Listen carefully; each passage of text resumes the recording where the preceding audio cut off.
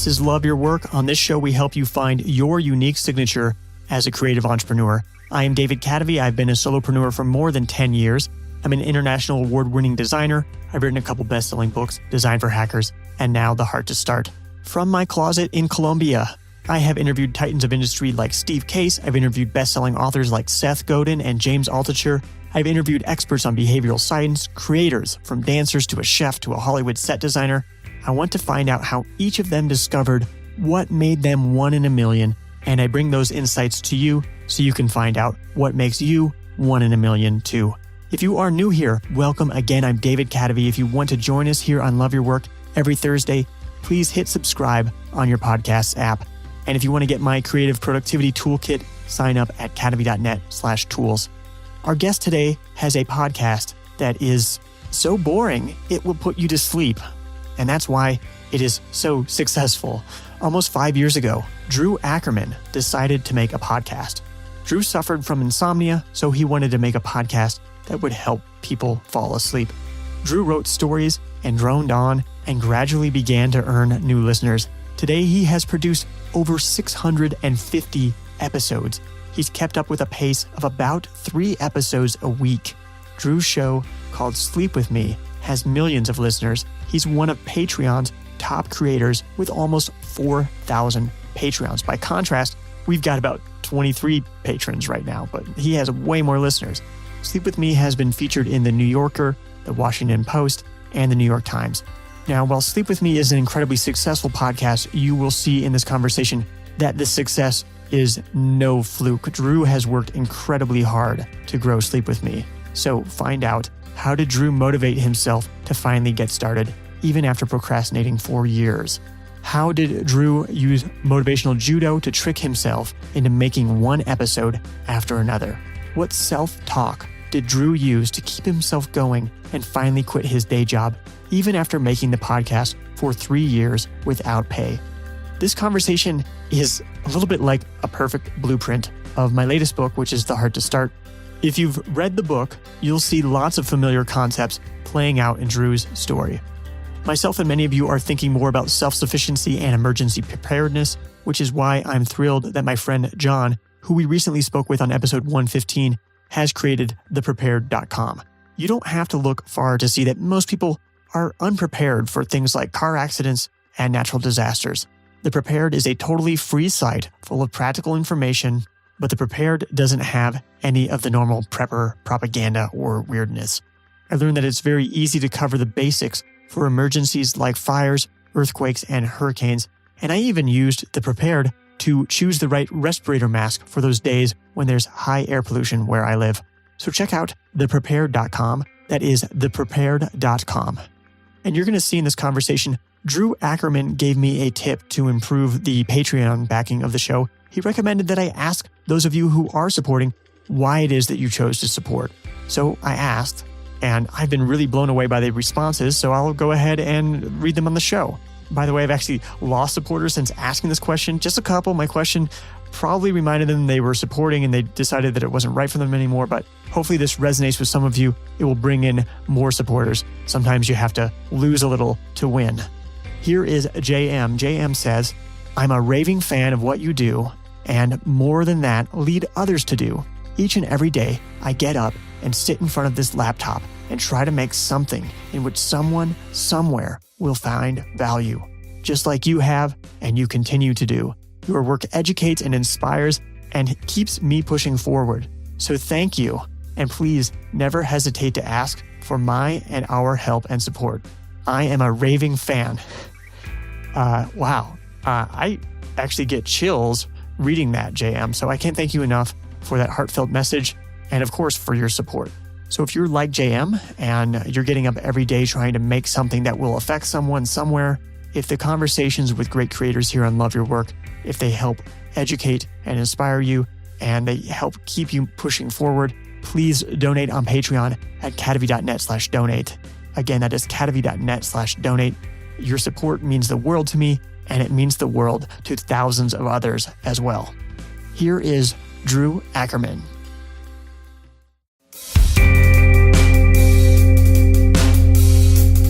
I'm here with Drew Ackerman of the Sleep With Me podcast. And Drew, Sleep With Me podcast, being the podcast that is so boring that it puts you to sleep, is such a compelling idea. How did you first come up with that idea and decide to make this podcast to help people sleep and at the same time be incredibly boring in doing so?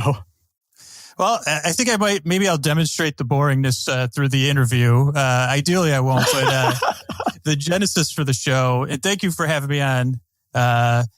It started when I was a kid and I had childhood insomnia, and that really became the genesis for the show. When I was in 5th and 6th grade in grammar school, I had undiagnosed dyslexia, and I was having a lot of trouble at school.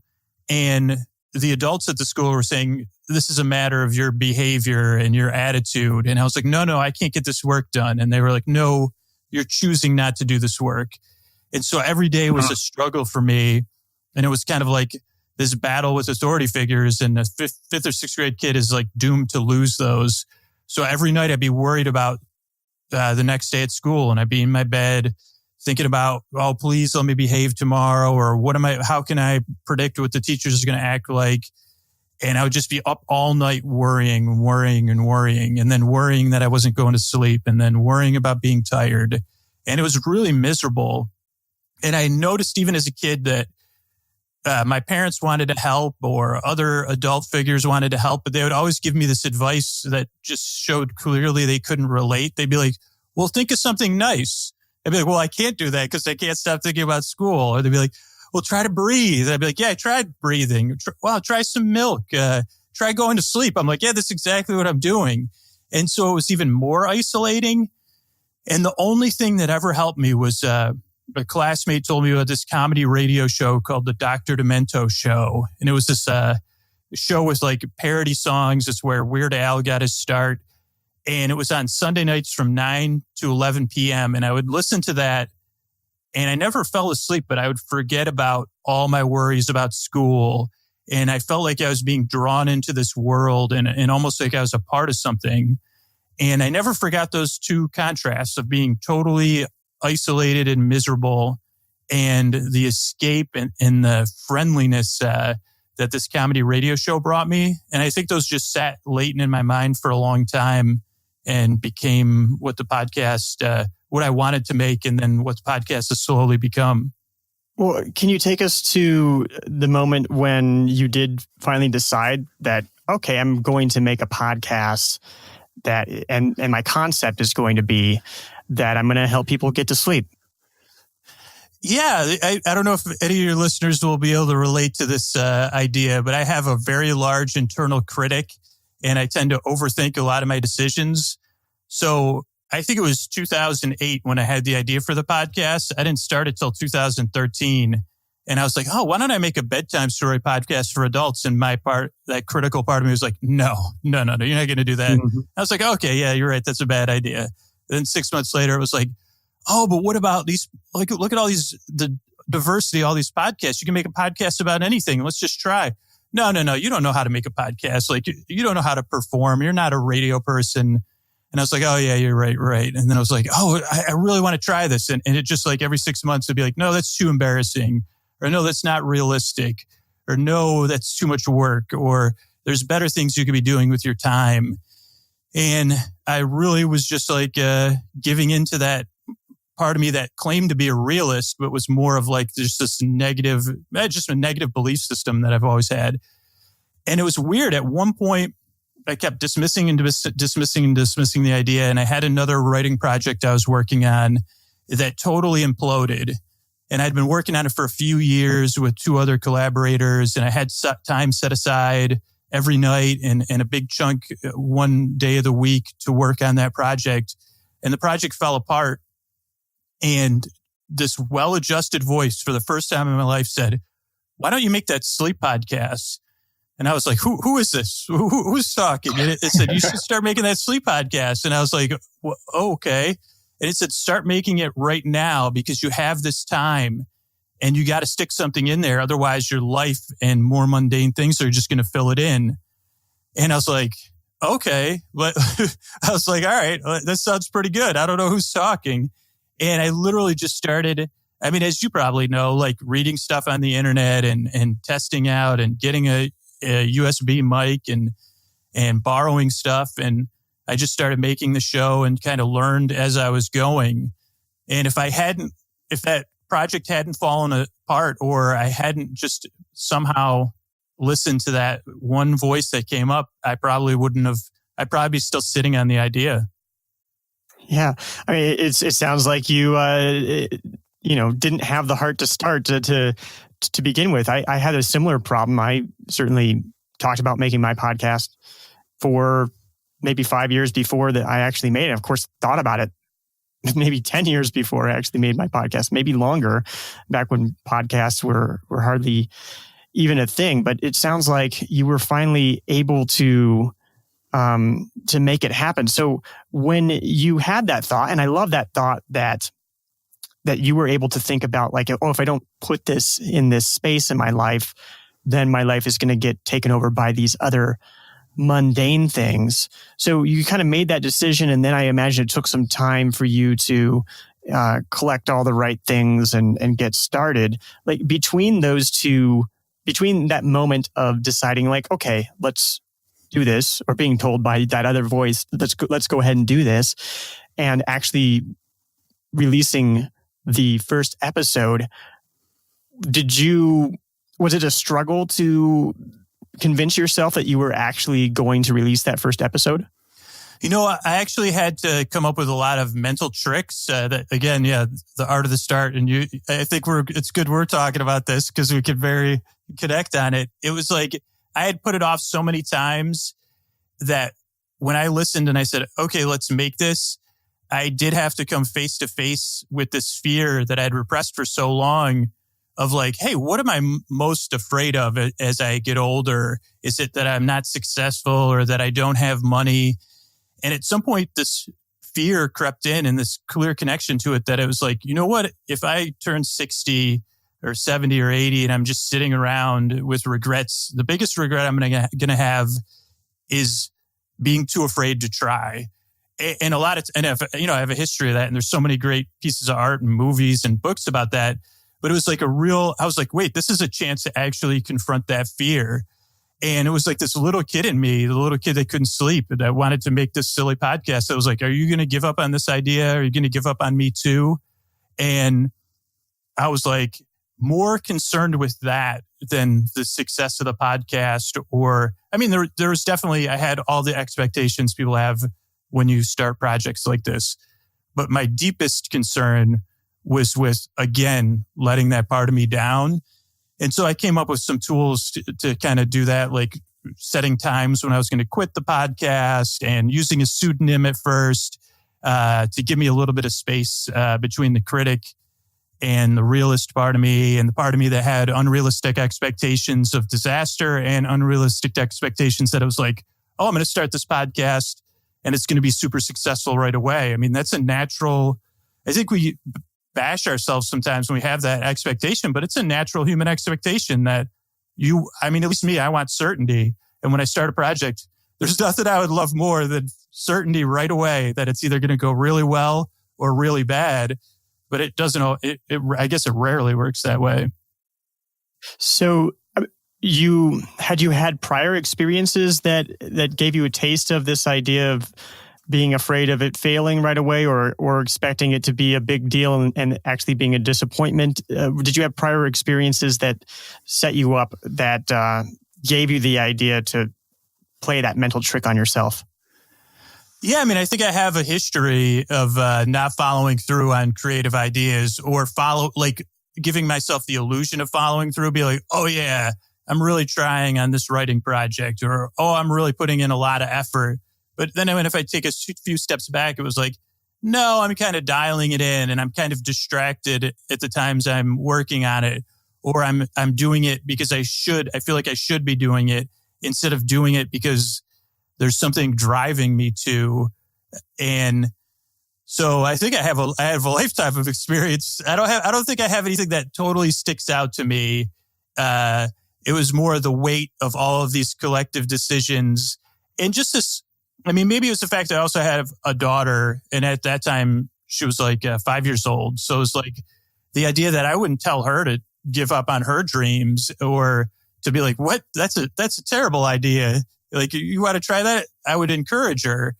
And I started to think about the concept that it's like, okay, here I am. I have this daughter and I want to raise her to be this strong, independent woman who can go out there in the world and, carve a path for herself. And I was like, man, when she turns 18, she's going to look at me and be like, Dad, why'd you give me all this advice and you never followed it? So I think that was another part of it for me, was just like, I don't know, taking a hard look in the mirror at my past decisions. And do you think that there was any characteristics about this project in particular that made it so that you were able to persevere and make this happen?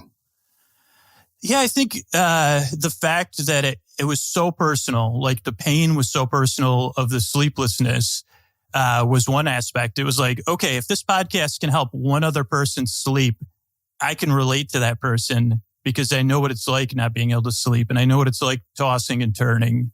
So there was that aspect.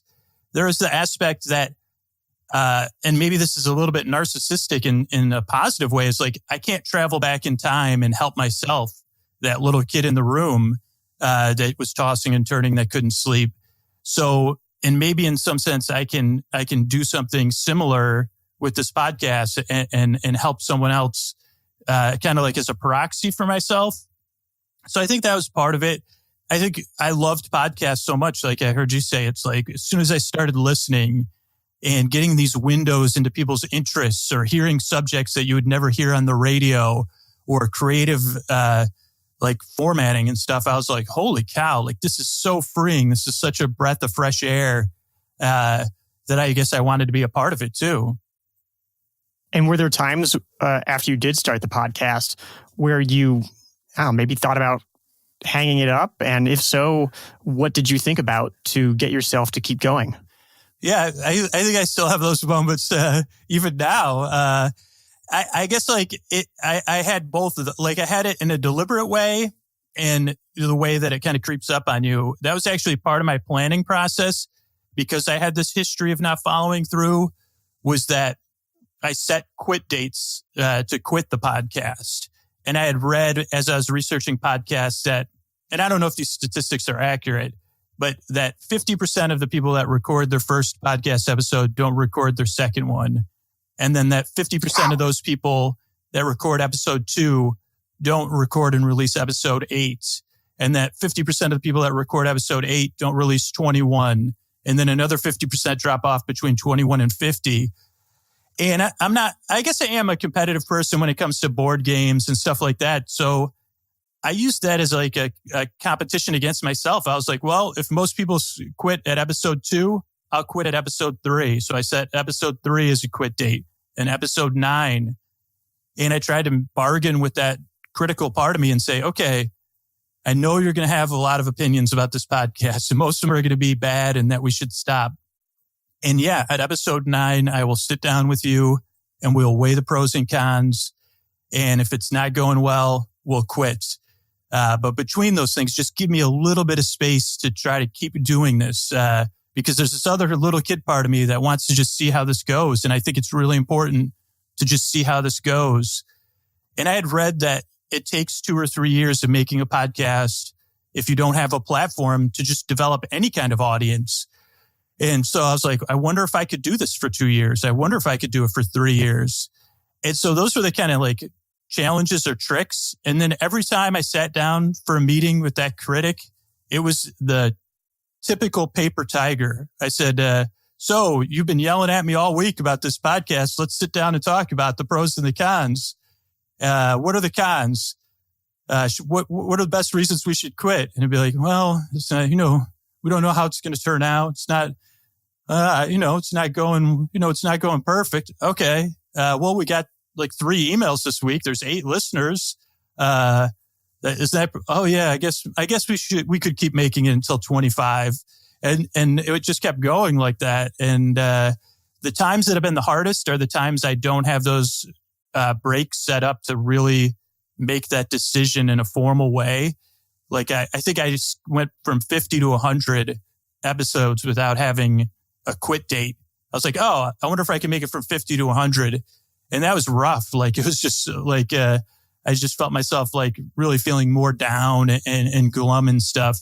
But then as soon as I hit 100, it's like, oh, should we quit or should we try to make 25 more episodes? And it was like, okay, let's make 25 more and see how this goes. Wow. I just have to acknowledge for a moment to the listeners who are listening who have read The Heart to Start, because they're probably experiencing the same thing that I'm experiencing right now, which is that my mind is being blown because the story that you're telling is like a perfect blueprint of the types of things that I'm talking about in The Heart to Start.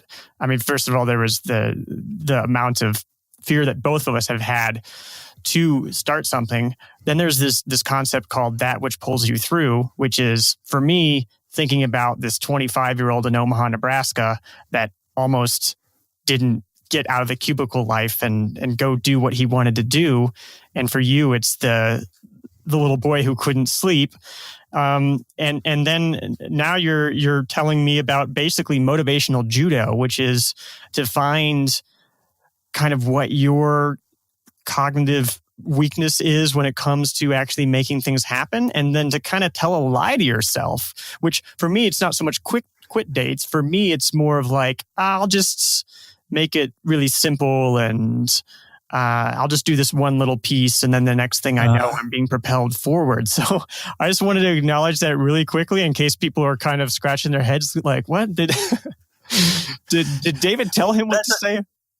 That's why we were fast friends. Those of you that we met at a conference, and it was like the introvert connection across the room. It was like, wait a second. Are you going back to your hotel room at 1:00 to take off your shoes and lie in bed and just turn the lights out? It's like, oh yeah, so am I.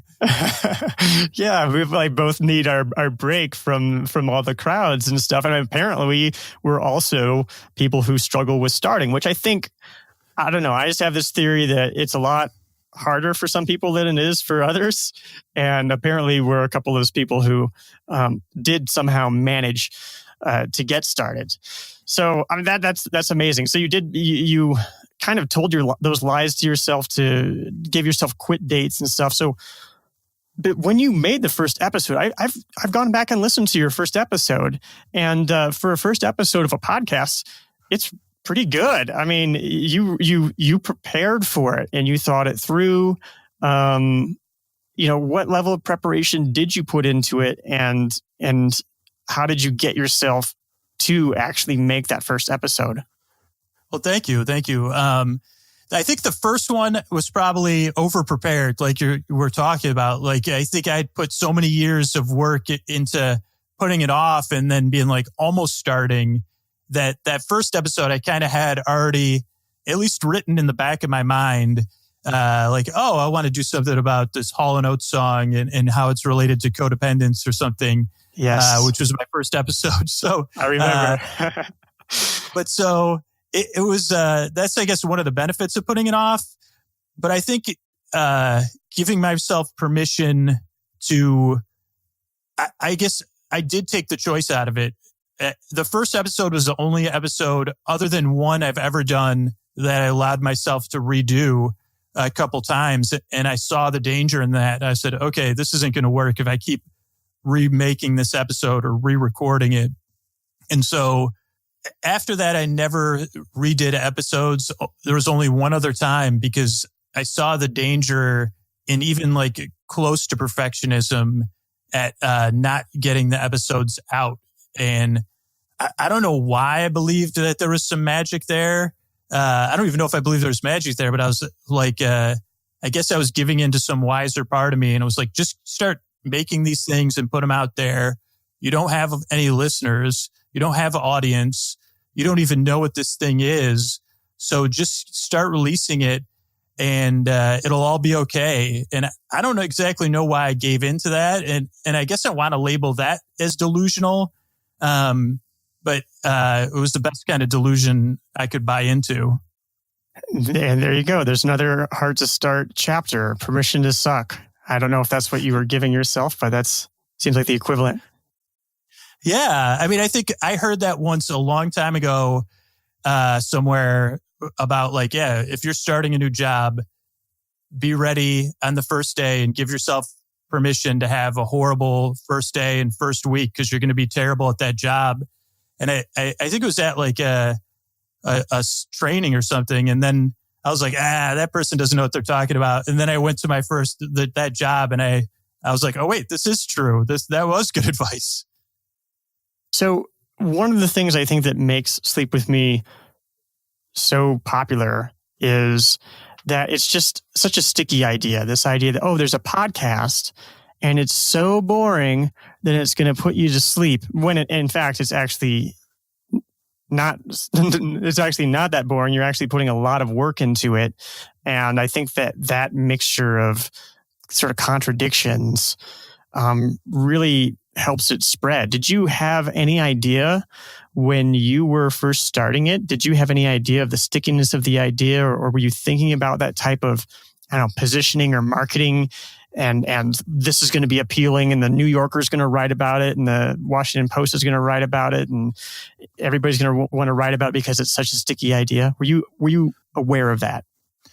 I was aware that I wanted this thing in the world. It was more from that side of it. It was like, I kept, every time I rejected the idea, I also came up against the thing of like, well, why isn't this already out there? Or why isn't it easier to find? Or why isn't there like bedtime stories for grownups that are silly and goofy and meandering? And then from a product standpoint or a development standpoint, it's like, well, what would that be? How would that work? Would it work? What would it take to make that work? And just the sense that like, even if I can't make this is something that should be out there. And so I did have some sense that it's like, if I could do it, it could be successful. I don't know if I realized that the idea itself had its own appeal. Cause I guess like I guess because every time when I was starting out, I would go to these podcasting meetups, and you would sit around in these rooms with other people thinking about starting podcasts or whatever. And everybody would take a turn and say their name. And I'd say, I make this podcast called Sleep With Me. It's like bedtime stories for grownups. And everybody would kind of have these blank looks on their face. And I'd be like, it's bedtime stories for grownups. And then everybody would take their turn. And eventually, like after I interacted at the meeting, people would be like, like silly bedtime stories. And it's like, yeah.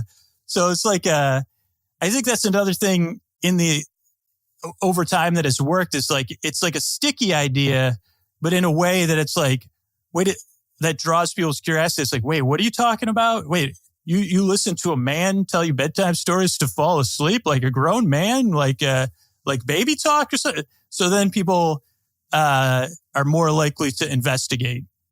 We're going to take a quick break. I am so thrilled to have Skillshare back as a sponsor of Love Your Work. I know that you will love Skillshare because you are a Love Your Work listener, and Love Your Work listeners love to learn. Skillshare is an online learning platform with over 18,000 classes in business, marketing, entrepreneurship, technology, much, much more. A class that I personally really enjoyed is called Real Productivity, Create Your Ideal Week with Skillshare founder and CEO, Michael Karjanapakorn. And Michael has an impressive command over managing his time and mental energy. If you look at my calendar, you'll see that it's color-coded. So anything that's in gray are recurring meetings. Anything yellow is a signal that anyone could put a meeting in that time block. Anything in red are like tasks or things I do on a day-by-day basis. Join the millions of students already on Skillshare today with a special offer just for my listeners. Get 2 months of Skillshare for just 99 cents. 99 cents. You can't buy a decent pen for 99 cents. Anyway, that is right. Skillshare is offering Love Your Work listeners 2 months of unlimited access to over 18,000 classes for just 99 cents. To sign up, go to Skillshare.com/loveyourwork. Again, go to Skillshare.com/loveyourwork to start your 2 months now. If you're a creative entrepreneur, you need more than just a beautiful website. You need a powerful website. Success isn't just getting your products online, it's getting your products into the hands of the customers who will love them.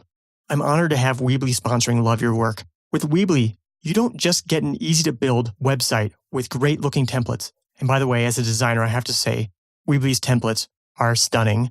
With Weebly, your website is not just beautiful. You also get tons of tools to help you turn that website into a business. This means features to help promote your products, process payment, manage inventory, send marketing campaigns, and get discovered by new customers. Stuff that gets you paid. Stuff at the intersection of your love and money Venn diagram. Weebly is offering 15% off just for Love Your Work listeners at Weebly.com/loveyourwork. That's right. As a fan of Love Your Work, go to Weebly.com/loveyourwork. That's Weebly, WEEBLY.com/loveyourwork. And you'll get 15% off when you sign up for your online store. Weebly, more than just a beautiful website.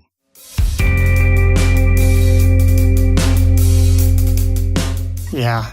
It seems like you have such a healthy relationship with your subconscious or I don't know, like another side of, another person inside of you in a way, because, you've used that to propel yourself along creatively. And that's really kind of what makes your podcast appealing, is this journey into your subconscious mind. And that's probably what makes it so that it puts people to sleep. To be honest, I don't listen to your podcast to go to sleep. I listen to your podcast before every podcast interview, including this one, because I use it to warm up. I use it to bring my subconscious mind to the surface, because you do that meandering and everything. So, that's just one interesting thing about this podcast. But I would like to hear about the timeline. Right now you have around 4,000 or something Patreon backers, which is incredible. You're in the top 20 Patreon creators that is out there, but you've been at it for 4 years. Can you give us an idea of timeline of, when you first felt like you were getting listeners, when you first felt like you were making money, and then when you actually quit your job? Yeah. So it kind of came in like 3 phases, actually. Like the first phase was the first 2 years, because as we were talking about with these little mental tricks, was that once I started it, there was at least one part of me that was like, if we don't do this for 2 years, then it's a failure. No matter how many people listen or if anyone listens, if we don't follow through with this in 2 years, one part of me was going to hold it over my head as a failure. And also the scientific part of me, or the curiosity part of me, was like, can we make this for 2 years? Like, what would that journey be like? Would we get any listeners? Like, what would happen? And then having those dates to quit. The first 2 years were actually, incredibly hard work-wise, and I don't know how I managed the time, and my personal life was like pretty limited. But because I was just kind of playing in a sandbox, as it went from like 8 listeners to like 6 months, or I don't even know how long it took for me to break into like double digits and then triple digits, and then to start getting any feedback. But by the end of 2 years, I feel like I had found my voice and connected with some people that were listening, and people were sharing the podcast. But at the end of 2 years, I didn't realize that I needed another plan. So year 3 was really tough, because I was like, am I going to keep making this podcast? This is how many hours a week I'm working at it. And this is how much I saw it as kind of like a hobby I was spending, my money on.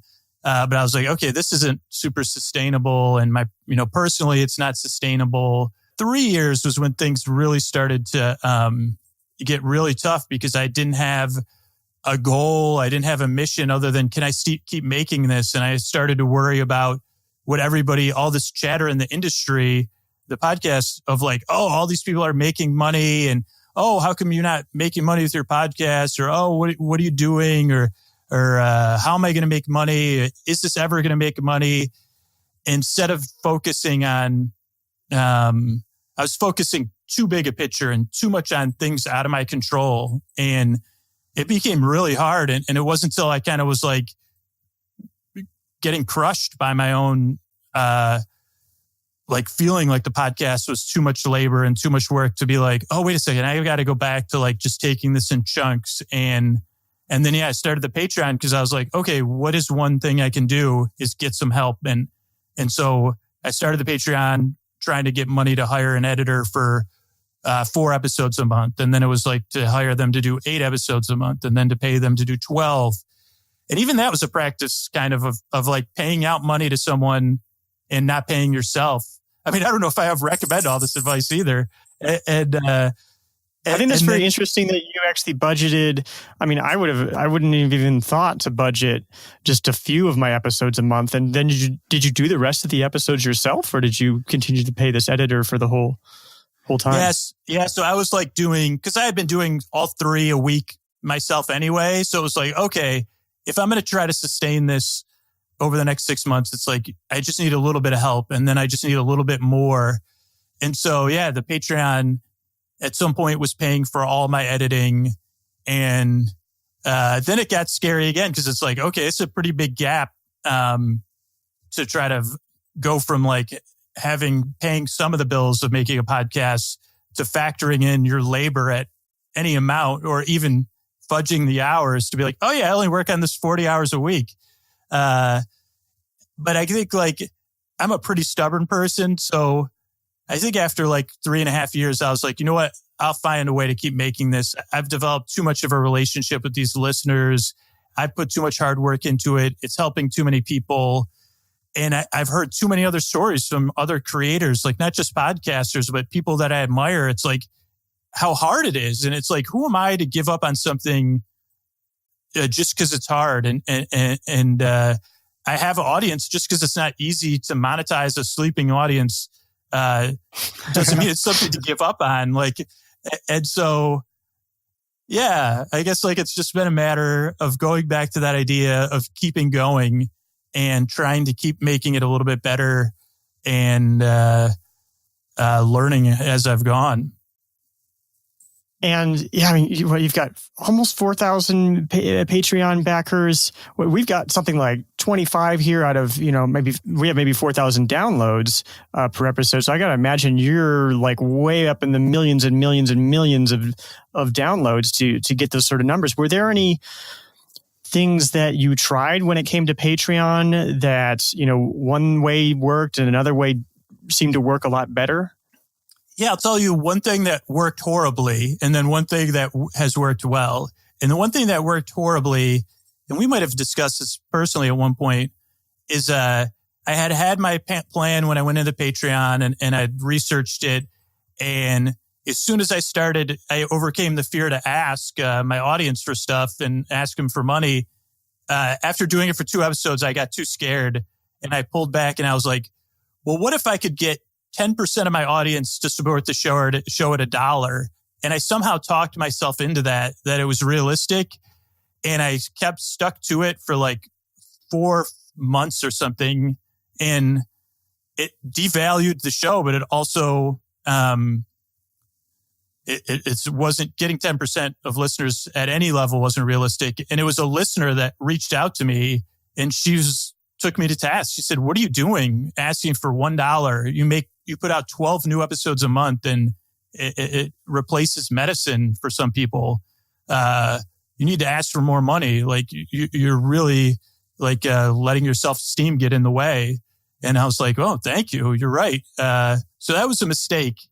Wow. So when you were asking for $1, was that then what people were giving was $1 then? Or did you notice a change when you changed your ask?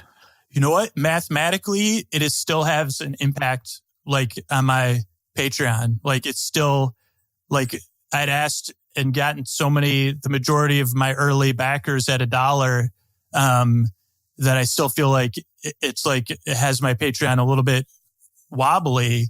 And yeah, as soon as I stopped asking, at first I just stopped asking.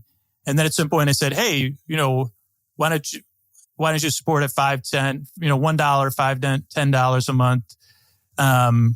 It did increase. And the thing that has worked best for me is, sharing the people's stories. Like, so with your Patreon, you have 25 ads now. If you ask your patrons, like, what was it that made you decide to become a patron and support this show and give your hard-earned money? And I ask people when they sign up that, that question, and not everybody answers it, but I share, and I'm like, can I share that on the show? And that has been the message will,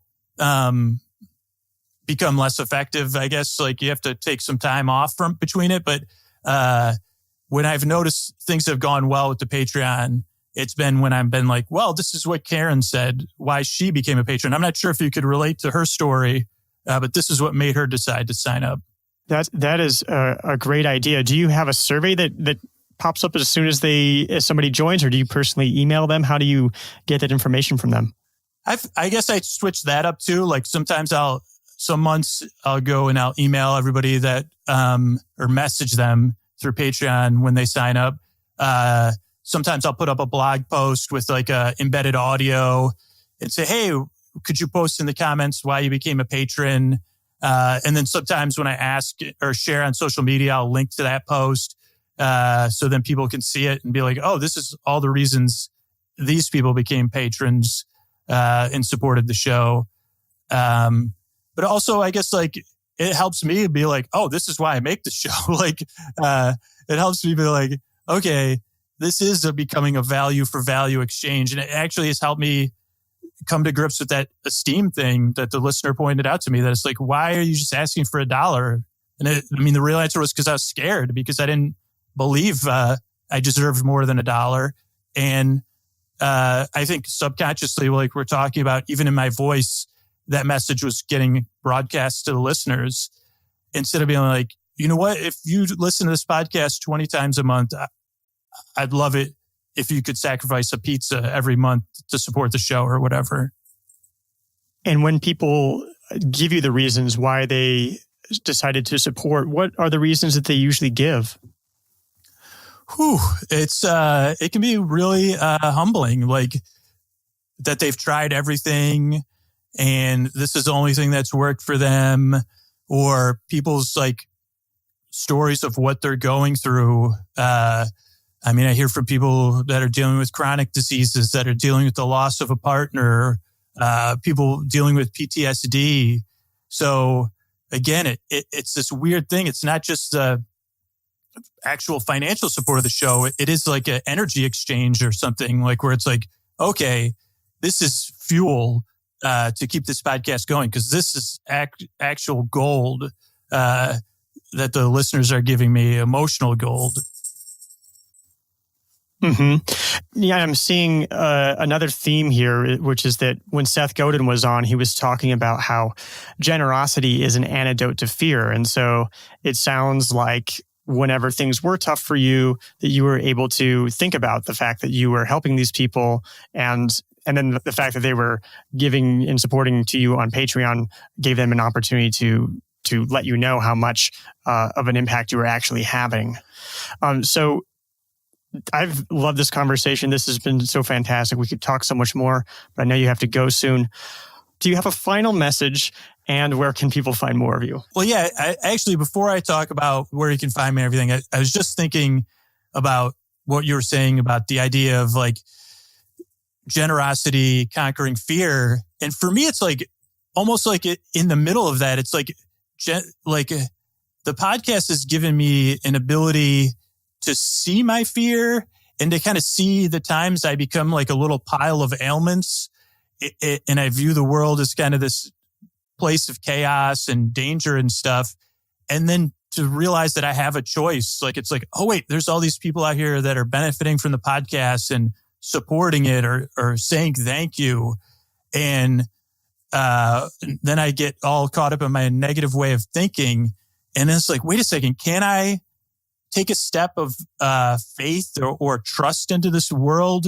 And how will this work out? Like this generosity and giving and giving value for value, or the idea of abundance. It's like the whole idea of the abundance mentality is very appealing to me, but it's also terrifying that like, no matter what I do, if I'm giving what I can into the world and trying to be of service, that things are going to be okay, kind of runs contradictory to, I guess, the persona I developed as a child and as I grew up. And I thought, well, this world's a dangerous place, or this world is where bad things happen.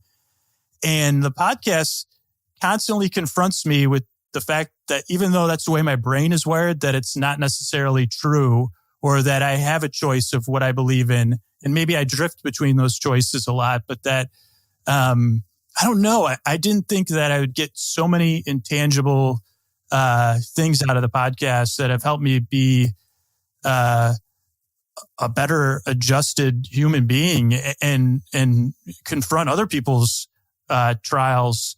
And then another thing that comes up just briefly is like, how do you grow a podcast, or how do you develop an audience? And this is where I have seen it in a paradoxical way play out, is that anytime I've spent talking about stuff I enjoy or things I'm a fan of or things I'm into and put that out, somehow paradoxically, I believe that's what's helped grow my show, and not in a reciprocity way, just in some way I don't quite understand. And that by being a fan of stuff and promoting other people, I don't know if it is like that you're a karma thing or an energy thing. There's a chapter in The Heart to Start for this. It's called The Pump. I mean, it's the idea that, you feel this excitement for it, and then, that excitement transfers to your audience. Yeah. I think, you're definitely in my, this may be, are you actually in my brain? Am I like being tested somewhere at Stockholm and this isn't a real interview? Sometimes I wonder if you're in my brain, Drew. But I think that's really interesting what you were saying about your own personality. And I mean, I can totally relate to that. For me, it's been, oftentimes having not just my internal critic, but imaginary critics outside of myself, where the more that I put things out into the world with a feeling of trying to do something for somebody, the more great feedback I get back. Like I was just saying the other day, like one of the most rewarding things about writing my first book, Design for Hackers, was that it taught me that there's a ton of really, really nice people out there. Like nice to the point that it made me think about like, gosh, I should be nicer. Yeah. Like, yeah, I totally. These people are so nice. How come I feel challenged in a way of like I need to be nicer. Yeah, I mean it's so weird. I have that experience all the time. It's like, wow, this world actually is filled with people full of gratitude and friendly, kind people. I mean, I think maybe it's just the barrage, especially here lately, of negativity and negative treatment of people. If you spend a lot of time online, then yeah. But yeah, like people are mostly nice. Yes, and you're very nice for coming on the show, because this has been a fantastic conversation. I think it's going to be very helpful for a lot of our listeners, and it's definitely been helpful for me. So I don't want to take up too much more of your time. So where I guess did we have a final lesson there? And then after that, where can people find you? Yeah, I think like the thing I think we've both come to in different ways is like that, and I think you put it great in the title of your book, is like the art of the start. The heart to start. The heart to start. I think let me. I think that's a Guy Kawasaki book. That's fine. I'm not even going to edit that out. But so that's even better though, because it's like for me, like I spent so much time ignoring that little kid part of me and ignoring its dreams and whatever. It was like, oh, no, be quiet. You're embarrassing. We're adults now.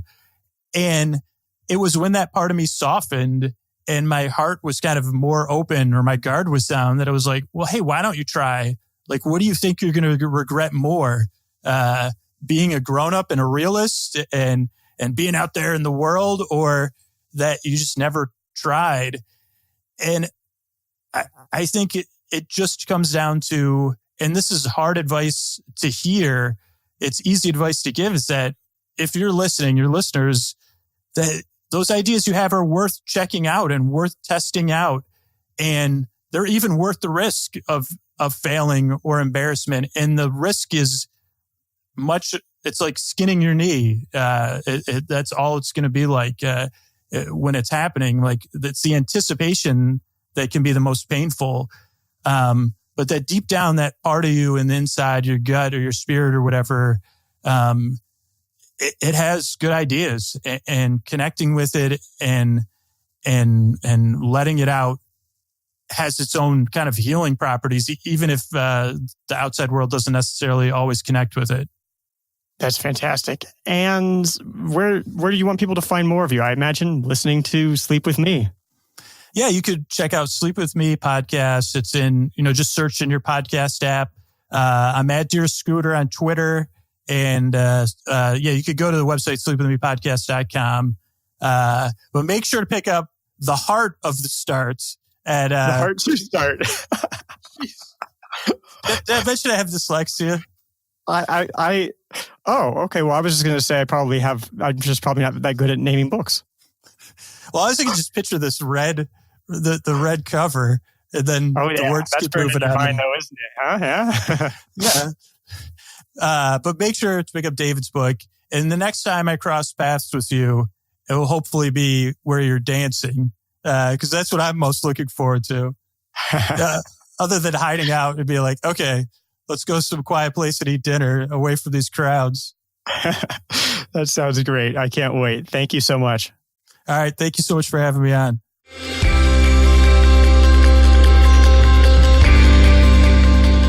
Is Love Your Work helping you find the intersection on your love and money Venn diagram?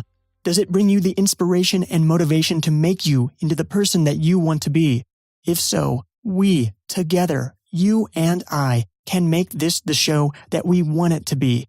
I'm trying to make a nourishing and thoughtful show, and I could use your help with that. Please donate to the show. Just a coffee a month will help support the hosting and production of this show. Just a coffee a month will help spread Love Your Work's message, helping more people live a balanced life with a healthy definition of success. To donate, visit our Patreon page at cadavy.net/donate. Patreon is a platform that lets you support creators like me, vote with your dollars, and keep Love Your Work going at cadavy.net/donate. As a thank you, you'll get early access, bonus content, and a discount on Love Your Work merchandise. Learn more at cadavy.net/donate. That's cadavy.net/donate. Love Your Work is made possible by top supporters, such as Arif Akhtar. This has been Love Your Work, and I'm David Cadavy. The theme music for this show is At Sea by Dorena from the album About Everything and More by arrangement with Deep Elm Records at deepelm.com. Love Your Work is a production of Cadavy, Inc.